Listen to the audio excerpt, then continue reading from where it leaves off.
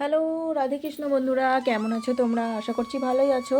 তো ভগবানের আশীর্বাদে আমিও ভালোই আছি। তো আমি তো দেখতে পাচ্ছ রিলসগুলো সব ওই ঘুরতে গেছিলাম জুলজিক্যাল পার্কে, সেইগুলো দিচ্ছি এক এক করে। তো আজকে হচ্ছে বৃহস্পতিবার, এখন রিসেন্ট আপডেট আজকেরটা একটা দিই অন্তত। তো রিসেন্ট হচ্ছে আজকে বৃহস্পতিবার, আমি এখন সব ঠাকুরের জায়গাটা পরিষ্কার করে নিলাম, পরিষ্কার টরিষ্কার করে এখন পুজো দিয়ে দিলাম। তো আমি না ফুল ফল কি সব কিছুই আনতে বলতে ভুলে গেছি। তো দেখো, নিজেদের খাবারের কথা ঠিক মনে পড়ে, ঠাকুরের খাবারের কথার বেলা একদম ভুল হয়ে গেছে। কালকে না বলে, আসলে সকালেও টাইম পাই না একদম, রাতে বলে রাখলে ও এনে দেয়। তো একদম ভুলে গেছি। তো এবার গাছে তো খুব বেশি ফুল হচ্ছে না, যেটুকু ফুল হয়েছে তাই তুলে একটু আর কি ঠাকুরকে দিলাম।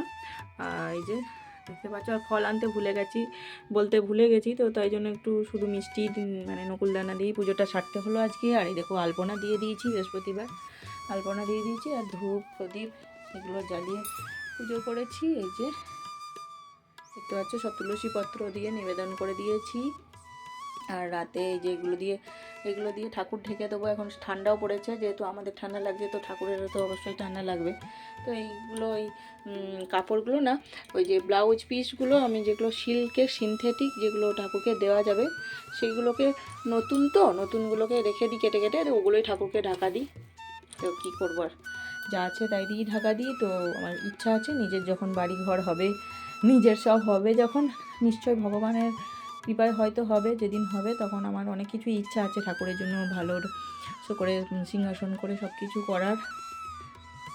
তো যখন হবে হবে। এখন আমি মনে করি কি বলো তো, মানে তুমি যেটুকুই যা আছে তাই দিয়েই যদি ঠাকুরকে পুজো দাও, তো সেখানে যদি ভক্তি থাকে, মন থেকে দাও, মনে ভক্তি থাকে, তাহলে ঠাকুর অবশ্যই গ্রহণ করেন। আর মন থেকে ভক্তি ভরে, ভগবান তো নিজেই বলেছেন, ভক্তি ভরে যে আমারে চায় সে আমারে পায়। তো এবার ভক্তি ভরে যদি ভগবানকে ডাকা হয়, বা মন থেকে যদি ঠাকুরের জন্য কিছু করব ইচ্ছা করো, তো অবশ্যই ঠাকুর গ্রহণ করেন, আমি সেটা মনে করি।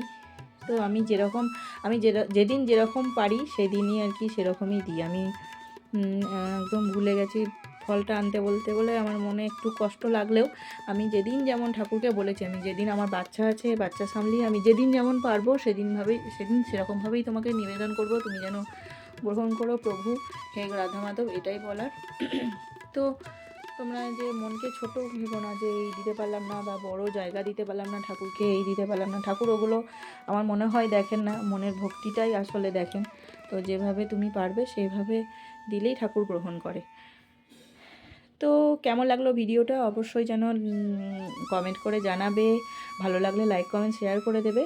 আর অবশ্যই অনুসয়া অধিকারী চ্যানেলটিকে ফলো করে নিতে কিন্তু ভুলবে না, কারণ তোমাদের সাপোর্টেই আমি যেটুকু যা করছি, ভিডিও বানাচ্ছি, শুধু তোমাদের সাপোর্টে। তোমরা অনেক সাপোর্ট দিয়েছো, সাপোর্ট করছো আমাকে। তো তোমাদের জন্যই আমি যেটুকু এগিয়েছি। তো প্লিজ প্লিজ প্লিজ আমাকে আরও সাপোর্ট করো, এভাবে আমার পাশে থেকো। তো দেখো, এই ঢাকাগুলো দিয়ে আলপনা দিয়ে সব করেছি। রোদই উঠছে না, যেদিন রোদ উঠছে সেদিনই একটুখানি সব মেলতে পারছি। দেখো, কালকে এগুলোকে মালা ঝোলাগুলোকে কালকে কেচে দিয়েছি, তো এখনও অবধি শুকায়নি। আজকে আবার দিলাম রোদে, কিছুতেই শুকাচ্ছেই না, রোদ ফোদ নাই ঠিক করে। আর প্রচুর জামা কাপড় কাচা হয়েছে, কি আর বলবো।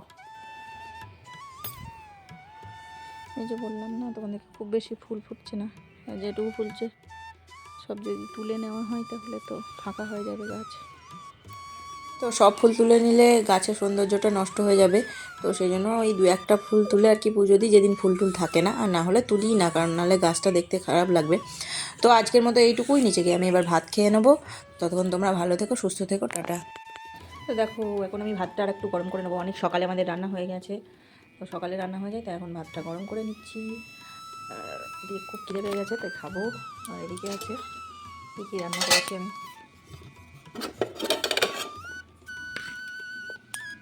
আলু ভাজা, আলু সিদ্ধ আছে বাচ্চাগুলোর জন্য, ডিমের ঝোল আর ডাল। ও তো বড়ো ছেলেটা খেয়ে স্কুল চলে গেছে। এই যে বেগুন ভাজা, ডাল, ডিমের ঝোল, আর ভাতটা একটু গরম করে নিয়ে খেয়ে নেবো।